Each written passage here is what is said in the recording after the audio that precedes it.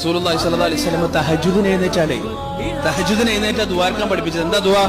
اللهم رب جبرائيل وميكائيل وإسرافيل فاطر السماوات والأرض عالم الغيب والشهادة أنت تحكم بين عبادك فيما كانوا فيه يختلفون اهدني لما اختلف فيه من الحق بإذنك إنك تهدي من تشاء إلى صراط مستقيم.